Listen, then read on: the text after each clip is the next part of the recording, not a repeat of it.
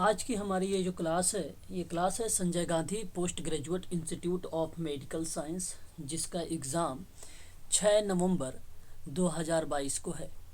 और इसी के साथ साथ अगर मैं आप लोगों से बात करूं तो NTA UGC net social work, जिसका एग्ज़ाम दिसंबर 2022 में होने वाला है, उसके संबंध में आज हम लोग यहाँ पे कुछ महत्वपूर्ण प्रश्नों के बारे में चर्चा करेंगे। हालांकि जो आपके सामने इस समय दिखाई दे रहा है, ये Sanjay Gandhi post graduate institute of medical science का सिलेबस है। चिकित्सा समाज सेवा अधिकारी ग्रेड द्वितीय के लिए यह पाठ्यक्रम आया हुआ है, यानी एक सिलेबस है।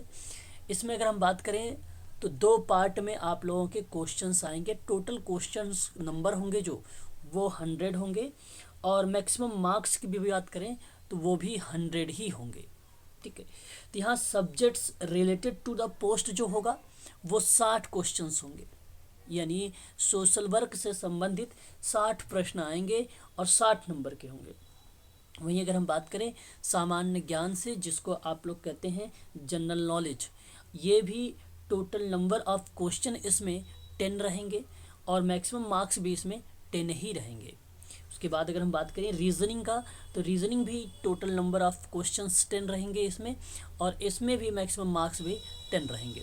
सामान्य अंग्रेजी की बात करें यानी जनरल इंग्लिश की बात करें तो यहाँ पर भी टोटल नंबर ऑफ क्वेश्चंस जो रहेंगे वो 10 रहेंगे और मैक्सिमम मार्क्स भी आप लोगों के 10 रहेंगे। मैथमेटिकल एप्टीट्यूड की अगर हम लोग बात करें यहाँ पे, तो टोटल नंबर ऑफ क्वेश्चंस भी इसमें 10 रहेंगे और मैक्सिमम मार्क्स भी इसमें 10 रहेंगे। तो यानी आप ये कह सकते हो कि ये 40 नंबर के होंगे। ठीक है, यानी जो पार्ट ए होगा आपका वो 40 नंबर का होगा, जो पार्ट बी होगा वो आपका 60 नंबर का होगा। तो यानी टोटल अगर हम बात करें यहाँ पर, तो टोटल आपका बनेगा 100 क्वेश्चंस। ठीक है, तो 100 क्वेश्चंस रहेंगे और मैक्सिमम नंबर्स भी या मार्क्स भी अगर हम कहें तो वो भी आपके 100 रहेंगे। एक बात आप लोग ध्यान से सुन लीजिए कि सही उत्तर के लिए आपको 1 अंक दिए जाएंगे।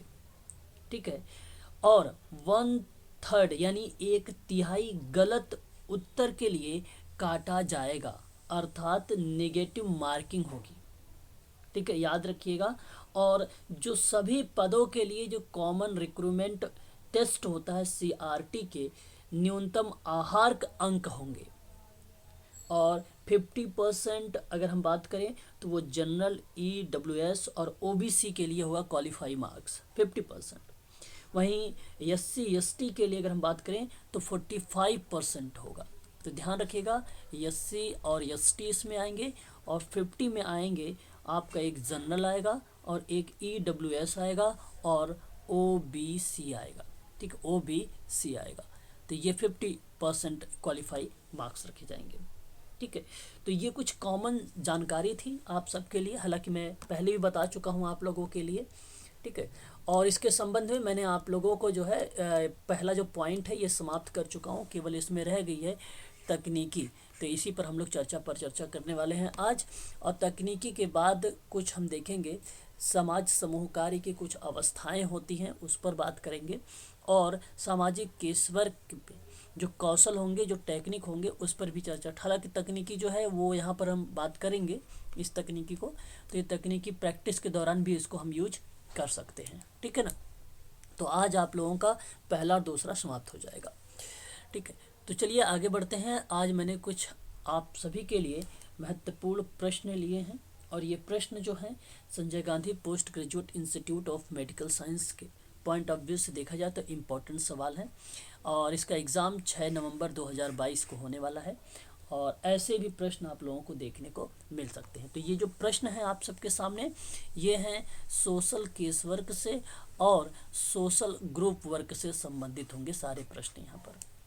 तो हमारे सामने ये पहला प्रश्न है कि निम्नलिखित को सही क्रम में व्यवस्थित कीजिए।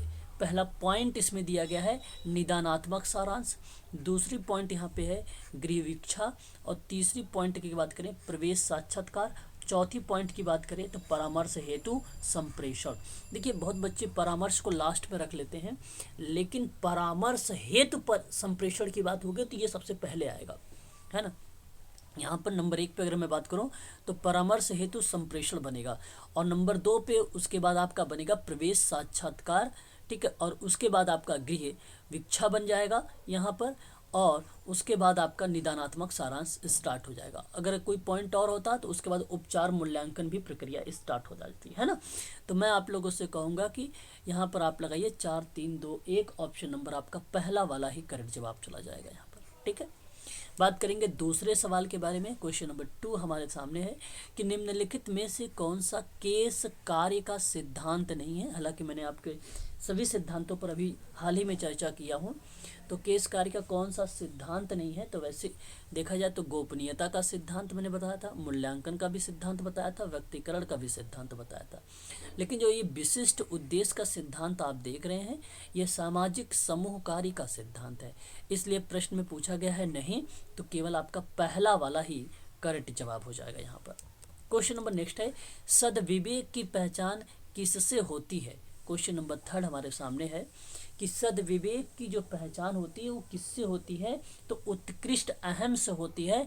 ऑप्शन नंबर आपका सी करेक्ट रहेगा। बहुत इंपॉर्टेंट सवाल है ये आप सबके लिए, इसको आप लोग नोट कर लीजिए, ठीक है। बात करते हैं नेक्स्ट सवाल के बारे में। और प्रश्न हमारे सामने ये है, कथन और कारण के रूप में। कथन और कारण भी आजकल प्रश्न पूछे जाते हैं, तो आप सबको मालूम होगा। तो पहला यहाँ पे कथन कह रहा है कि सामाजिक निदान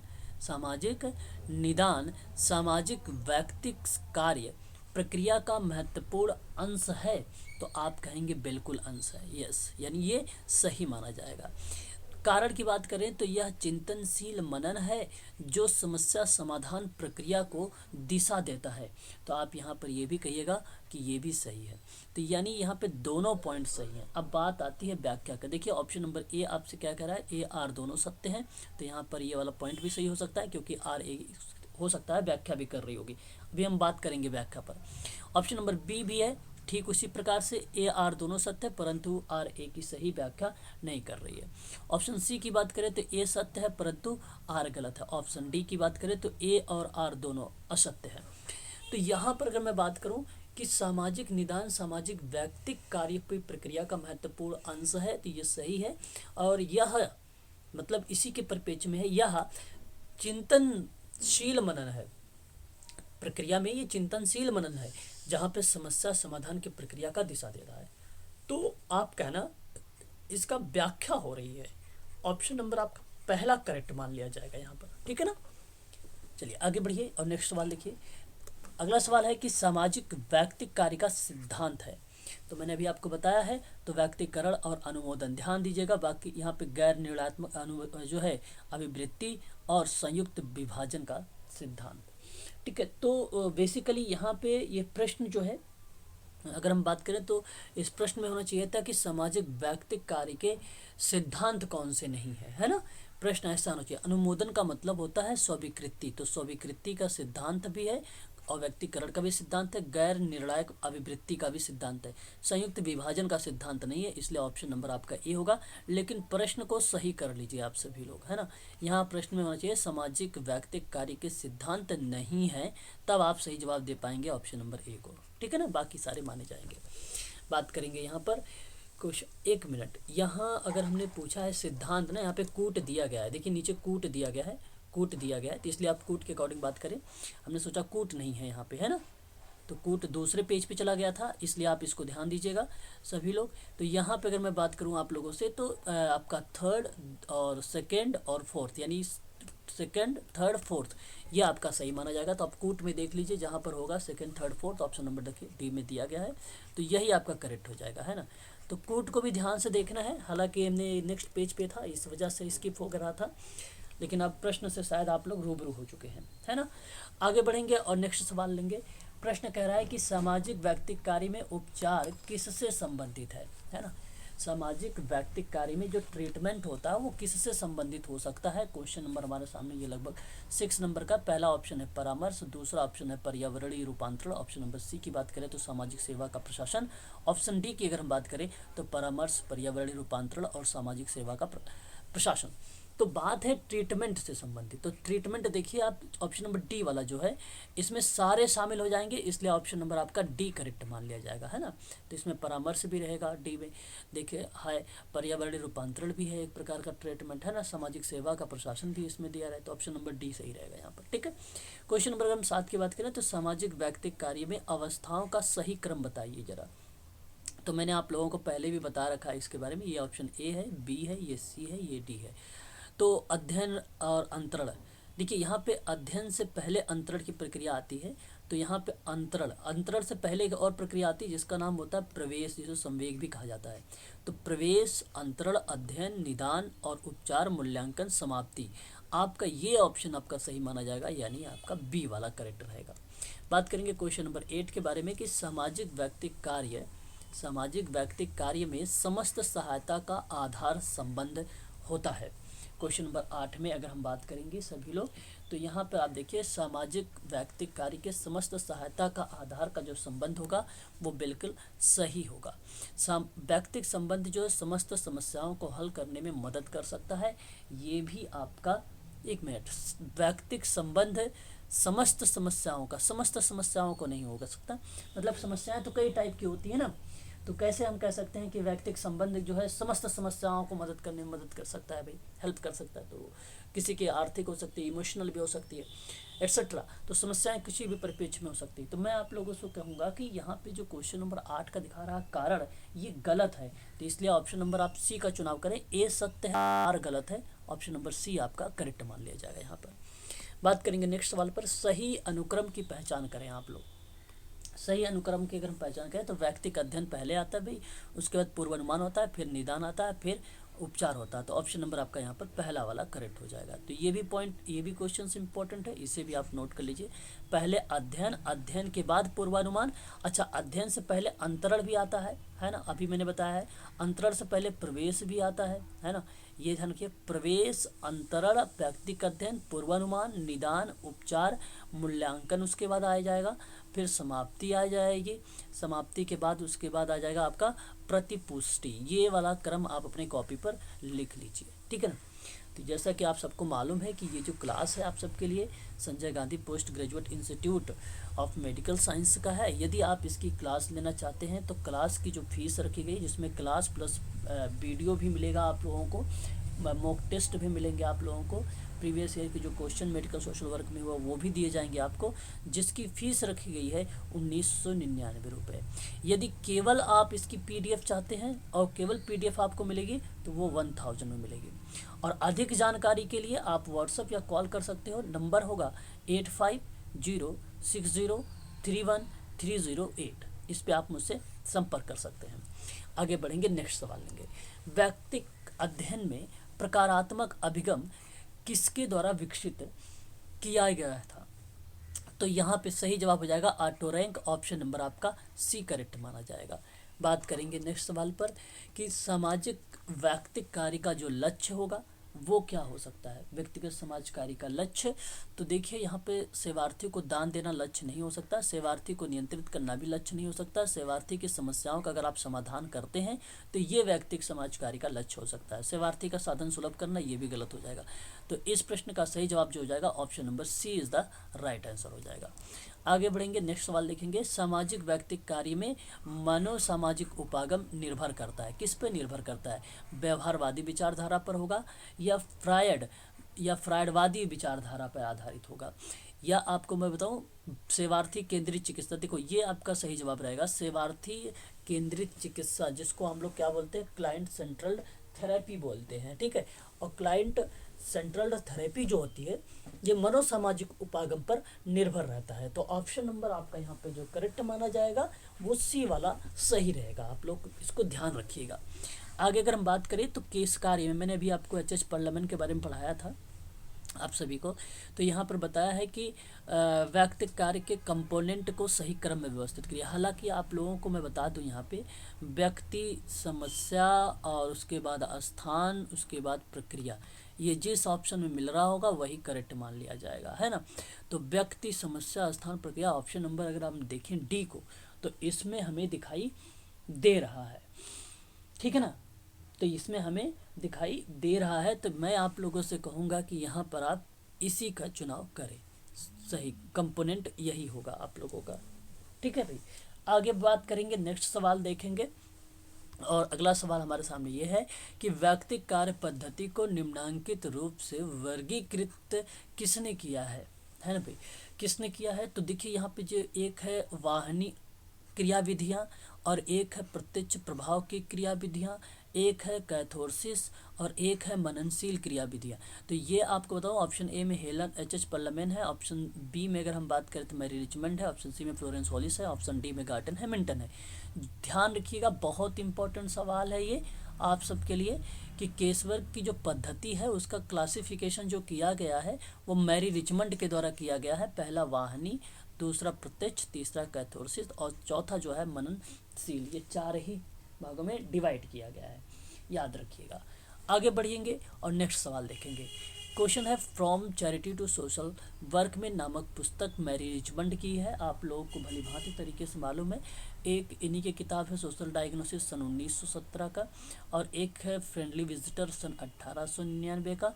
और from charity to social work की बात करेंगे तो ये 1922 का है। इसको आप ध्यान रखिएगा, ऑप्शन नंबर पहला वाला ही करेक्ट मान लिया जाएगा। ठीक है, स्पष्ट आप सभी को हो रहा है?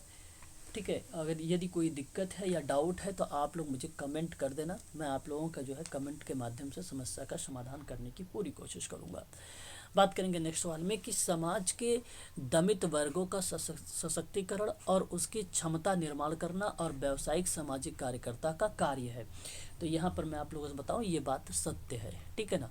दूसरी बात करते हैं कि व्यावसायिक सामाजिक कार्यकर्ताओं के पास यानी आप सबके पास समाज के दमित वर्गों की समस्याओं को सुलझाने के लिए उपेक्षित कौशल और संवेदनशीलता होती है। तो ये भी बात सत्य है। तो मैं आप लोगों से कहूँगा कि पहला भी सत्य है, ए भी सही है और आर भी सही है। तो ए आर दोनों सही है। ऑप्शन नंबर आप ए का चुनाव कर लीजिए। यहाँ पर बात करेंगे नेक्स्ट सवाल के बारे में। अगला सवाल हमारे सामने है, कथन के रूप में ही है, ओजोन की परत अत्यधिक पराबैंगनी किरणों को लगने देने से जीवों का रक्षण करती है। तो मैं आप लोगों से कहूँगा ये जो प्रश्न आपके सामने है ये भी आपका सत्य है। वहीं अगर हम बात करें कि पर्यावरणीय परत में ओजोन छिद्र दक्षिणी ध्रुवीय सागर पर पड़ता है, तो ये भी बात सत्य है। ठीक है, परंतु अगर हम बात करें यहाँ पे देखिए अत्यधिक पराबैंगनी किरणों को लगने देने के जीवों को रक्षण की बात कर रहा है ओजोन परत में। दूसरी तरफ ये अलग स्टेटमेंट बन गया कि पर्यावरणीय परत में जो ओजोन छिद्र देखा गया वो बेसिकली दक्षिणी ध्रुवीय सागर पर पड़ता है ना, ये बताया जा रहा था। ये अलग अलग पॉइंट है, इसलिए इसकी व्याख्या नहीं हो रही है। ऑप्शन नंबर आपका यहाँ पर जो होगा वो पहला सही हो जाएगा। ए आर दोनों सत्य हैं, परंतु आर ए की सही व्याख्या नहीं है। बात करेंगे नेक्स्ट सवाल पर। तो यहाँ पे देखिए, बाजार और राज्य दोनों के बाहर जन उद्देश्यों के लिए संचालित गैर लाभग्राही कार्यक्रम को क्या कहेंगे? तो बेसिकली कॉर्पोरेट सेक्टर नहीं होगा, ना ही गवर्नमेंट सेक्टर होगा, ये आपका सिविल सोसाइटी सेक्टर होगा। तो याद रखिएगा कि बाजार और राज्य दोनों के जो बाहर जन उद्देश्य के लिए, जन उद्देश्य मतलब समझ ही रहे होंगे, जनता लोकतंत्र प्रजातंत्र की बात, जहाँ पे संचालित गैर लाभग्राही जो कार्यक्रम को हम सिविल सोसाइटी सेक्टर के अंतर्गत रखते हैं, इसलिए आप लोगों का जो इस प्रश्न का जवाब होगा वो आपका बी ही करेक्ट माना जाएगा। ठीक है, तो याद रखिएगा ये प्रश्न आप सबके लिए इम्पोर्टेंट है। आगे बात करेंगे और नेक्स्ट सवाल लेंगे। अगला सवाल देखिए हमारा जो है सामाजिक समूह कार्य से अब आ चुका है। सामाजिक समूह कार्य भी अगर हम बात करें, ये सभी जो है विगत वर्षों के प्रश्न हैं और इम्पोर्टेंट प्रश्न हैं। हो सकता है आप लोगों को Sanjay Gandhi post graduate institute of medical science में ऐसे प्रश्न देखने को मिल सकते हैं। प्रश्न कहता है कि समूह कार्य व्यवहार में कार्यक्रम नियोजन में निम्नलिखित में से कौन सा सम्मिलित है? ठीक है, बात यहाँ पे है कि सामाजिक समूह कार्य में जहाँ कार्यक्रम नियोजन से संबंधित प्रश्न बनाए जा रहे हैं और इनमें सामाजिक कार्यक्रम नियोजन के परिप्रेक्ष्य में आपको सोचना है यहाँ पर। तो इसका अगर हम सही बात करें, एक तो देखिए समूह के सदस्यों की सहभागिता भी होगी, समूह के सदस्यों के हित की भी बात होगी, कार्यक्रम अंतर वस्तु की भी बात होगी। तो यानी ऑप्शन नंबर डी सही रहेगा, उपर्युक्त सभी के सभी करेक्ट माने जाएंगे। अगला क्वेश्चन पर बात करें तो निम्नलिखित में से कौन सा एक संदर्भ समूह है? वह कौन सा संदर्भ समूह है? तो मैं आप लोगों से बता दूं, पेशेवर समूह नहीं है बेसिकली संदर्भ समूह। अपने जीवन के पहलू का मूल्यांकन करने वाला जो है संदर्भ समूह होता है। ऑप्शन नंबर बी आपका करेक्ट माना जाएगा यहाँ पर। नेक्स्ट सवाल पर बात करेंगे, निम्नलिखित में से कौन सा समूह कार्य का सिद्धांत नहीं है? अब देखिए, मैंने एचबी ट्रेकर के हालांकि 10 सिद्धांतों पर चर्चा कर चुका हूँ आप लोगों से, है ना। तो यहाँ अगर हम बात करें क्वेश्चन नंबर 3 के बारे में, ग्रुप वर्क के परिप्रेक्ष्य से अगर हम बात करें, अभी ग्रुप वर्क का तीसरा सवाल चल रहा है आपके सामने। तो इसका सही जवाब जो होगा कि प्रत्येक व्यक्ति में निहित अनन्य अंतर की पहचान करना, ये बेसिकली सामाजिक समूह कार्य का सिद्धांत बनेगा। समूह प्रक्रिया का उपयुक्त संशोधन भी एक प्रकार से समूह कार्य का सिद्धांत बनेगा। समस्या समाधान की प्रक्रिया की बात करें या समूह के सदस्यों को शामिल होने की योग्य बनाने की बात करें तो भी यहाँ पर ये सिद्धांत शामिल होगा। लेकिन सदस्यों के प्रति उदासीन अगर मनोवृत्ति का सिद्धांत लगाएंगे तो ये सिद्धांत नहीं बनेगा। यही ऑप्शन नंबर डी आपका करेक्ट हो जाएगा। आगे बढ़ेंगे, समूह कार्य से नेक्स्ट सवाल लेंगे। निम्नलिखित में से कौन ग्रुप वर्क का सिद्धांत नहीं? ये ऑप्शन ए है, ये बी है, ये सी है आपके सामने और ये डी ऑप्शन दिया गया है ना। तो यहाँ पे प्रश्न पूछा है कि ग्रुप वर्क का सिद्धांत नहीं है ना। ग्रुप वर्क का सिद्धांत कौन सा नहीं है? तो देखिए, समूह प्रयोग नियोजन नहीं है। बाकी यहाँ पे प्रगतिशील कार्यक्रम भी है, विशिष्ट उद्देश्य में अभी बताया था जहाँ पे केस वर्क का सिद्धांत आया था। और यहाँ पे सतत मूल्यांकन भी इसी का पार्ट है, जिसको हम लोग निरंतर मूल्यांकन बोलते हैं। समूह प्रयोग नहीं होगा। ऑप्शन नंबर आपका सी वाला यहाँ पर करेक्ट हो जाएगा। अगला प्रश्न लेकिन, निम्नलिखित में से कौन टीम जो है निर्माण में सन्निहित है? तो ये ऑप्शन ए है, ये ऑप्शन बी है, ये ऑप्शन सी है, ये ऑप्शन डी है। टीम के सक्रिय सदस्यों को मान्यता देना यहाँ पर, है ना। अगर हम बात करें तो यह आपका, अगर देखो, सन्निहित का मतलब टीम निर्माण के दौरान में वो चीज़ें शामिल की गई हैं, तो ये नहीं शामिल किया गया। टीम प्रगति के योगदान देने वाले सदस्यों की मान्यता देना, ये भी शामिल नहीं हो सकता। टीम के सभी सदस्य, यहाँ पे देखिए सभी सदस्य, इसलिए ऑप्शन नंबर आपका सी वाला करेक्ट हो जाएगा। उसको मान्यता देना है ना, सभी सदस्यों को, क्योंकि समूह में सदस्य होते हैं, है ना। बात करेंगे नेक्स्ट सवाल पे। कह रहा है कि निम्नलिखित में से कौन सा समूह कार्य का अभ्यास का उपागम नहीं है ना। अप्रोचेज कौन से नहीं है? देखिए, एक तो चिकित्सा पूरक है, एक विकास मूलक भी है, एक टास्क ओरिएंटेड है, मतलब टास्क मतलब कार्य केंद्रित भी हो जाएगा, चिकित्सा भी हो जाएगा, विकास भी जो अलंकारिक होता है ये नहीं होता है। ऑप्शन नंबर आपका डी करेक्ट माना जाएगा यहाँ पर। अगले सवाल पे बढ़ेंगे, सामाजिक समूह कार्य में जो समूह है उसका अर्थ क्या बनेगा? ये ऑप्शन ए है, ये बी है, ये सी है, ये डी है। तो आप जरा मुझे बताइए यहाँ पे, सामाजिक समूह कार्य में समूह का अर्थ क्या है? मतलब समूह का हमें मीनिंग बता रहा है, तो मीनिंग नियोजित रूप से गठित होना होता है, इसी को हम लोग क्या बोलते हैं? समूह बोलते हैं। यह आपका सही रहेगा। अगला सवाल लेंगे। अगले सवाल पे बात करेंगे, समूह कार्य में समूह के विशिष्ट उद्देश्य बनते हैं। अभी मैंने पढ़ाया था ना कि समूह कार्य में विशिष्ट उद्देश्य बनते हैं, तो वह कौन, उसका मीनिंग क्या बनेगा? विशिष्ट उद्देश्य का मीनिंग क्या हो सकता है? तो मैं आप लोगों को बताऊं, ये ऑप्शन ए है कि अन्य कार्यकर्ताओं के साथ परामर्श, गलत। ये ऑप्शन बी है कि एजेंसी के साथ परामर्श से, गलत। कार्यकर्ता के द्वारा सदस्यों के साथ सलाह, देखो सदस्यों के साथ सलाह ना कह के, अच्छा ऑप्शन नंबर डी को देखते हैं कि कार्यकर्ता द्वारा समुदाय के सदस्य, देखिए अब यहाँ पर ये सही चल रहा है विशिष्ट उद्देश्य के पॉइंट ऑफ व्यू से, कार्यकर्ता के द्वारा जो है समुदाय के सदस्यों के साथ परामर्श अगर बात कर रहे हैं ना, तो ये आपका सही जवाब रहेगा। Option number D is the right answer माना जाएगा, है ना। डी आपका करेक्ट रहेगा। आगे बात करेंगे क्वेश्चन नंबर यहाँ पे कि सामाजिक समूह कार्य का सिद्धांत है, तो ये ऑप्शन ए है, ये बी, उसके बाद ये सी हो जाएगा, ये और ये डी हो जाएगा, है ना। तो यहाँ पे अगर हम लोग बात करें सामाजिक समूह कार्य का सिद्धांत है, तो बेसिकली ये प्रजातांत्रिक जो निर्णयन है ये सिद्धांत बन जाएगा आप सबका, है ना। ठीक है, यहाँ पे सिद्धांत प्रजातांत्रिक निर्णयन पर आधारित हो जाएगा। देखिए, वैसे आप सोचे तो नियोजित जो है समूह का गठन करना, है ना, तो ये नियोजन की प्रक्रिया बताया गया। विशिष्ट कार्यक्रम, विशेष अगर हम बात करें तो विशिष्ट उद्देश्यों पे चर्चा की गई, ना कि कार्यक्रम पे चर्चा किया गया। समूह गत्यात्मक बेसिकली जो है कर्ट लेविन का नाम आता है, इसलिए ये आपका गलत हो जाएगा। तो सामाजिक समूह कार्य का जो सिद्धांत होगा वो प्रजातांत्रिक निर्णय पर आधारित भी होता है, ये एचबी ट्रेकर में आपको मिल भी जाएगा। बात करें नेक्स्ट सवाल पर, कह रहा है कि धर्म इत्यादि के आधार पर भेदभाव निषेध के मौलिक अधिकारों को किसके अंतर्गत वर्गीकृत किया गया है ना। तो ये भी सवाल बहुत अच्छा है ना। तो यहाँ पे अगर मैं आप लोगों से बात करूँ तो धर्म की स्वतंत्रता के अधिकार पे बात किया गया है। ऑप्शन नंबर पहला वाला ही करेक्ट जवाब हो जाएगा यहाँ पर। आगे बढ़ेंगे, नेक्स्ट सवाल लेंगे कि समाज समूह कार्य के प्रमुख सिद्धांत हैं। तो ये ऑप्शन ए है, ये ऑप्शन बी है, ये सी है, ये डी है। तो देखिए, प्रगतिशील कार्यक्रम अनुभव का सिद्धांत एचबी ट्रेकर भी ये है, समूह परस्पर क्रिया का मार्गदर्शन का भी है, और विशिष्ट उद्देश्य अभी मैंने अभी ऊपर बताया है आपका, ये भी है, और मूल्यांकन मैंने भी आपको बताया ही है। तो एचबी ट्रेकर में ऑप्शन नंबर पहला वाला ही करेक्ट हो जाएगा इस प्रश्न का, है ना। बाकी तो यहाँ पर ये गलत हो जाएंगे, है ना। जैसे अगर हम बात करें, योजनाबद्ध अध्ययन, आवृत्ति अध्ययन नहीं है, बहिष्करण अध्ययन भी नहीं है आपका, है ना, सरलीकरण भी नहीं है आपका, ठीक है, संगठन भी आपका नहीं है। बाकी तो नियोजन मूल्यांकन तो देखने को मिल ही जाएगा, ठीक है। तो ये चीज़ें हैं, आपको कॉमन सेंस के माध्यम से लगाना है। और ये सारे के सारे प्रश्न जो हैं यूजीसी नेट के लिए भी इम्पोर्टेंट है, और Sanjay Gandhi post graduate institute के लिए भी ये इम्पोर्टेंट सवाल है। यदि आप यूजीसी की क्लास लेना चाहते हैं तो उसकी फ़ीस 5000 रखी गई है, ठीक है, जिसमें 2 किस्तों में आपको जमा की जाएगी 25 में, ठीक है। और इसकी भी क्लासेस जो है स्टार्ट हो चुकी है। बाकी तो संजय गांधी पीजीआई के बारे में बता ही चुका हूँ आप लोगों से, जिसकी फ़ीस 1999 रुपये रखी गई है, जिसमें आपको सारी चीज़ें मिलेगी, और 1000 में केवल आपको पीडीएफ प्रोवाइड की जाएगी, ठीक है। अधिक जानकारी के लिए आप संपर्क कर सकते हो 8506031308 पर। आगे बढ़ेंगे, नेक्स्ट सवाल देखेंगे, सामाजिक समूह कार्य में परिवर्तन का प्रमुख उपकरण क्या होगा। तो ये कार्यक्रम का संगठन ही होगा, है ना, यही ऑप्शन आपका सही हो गया।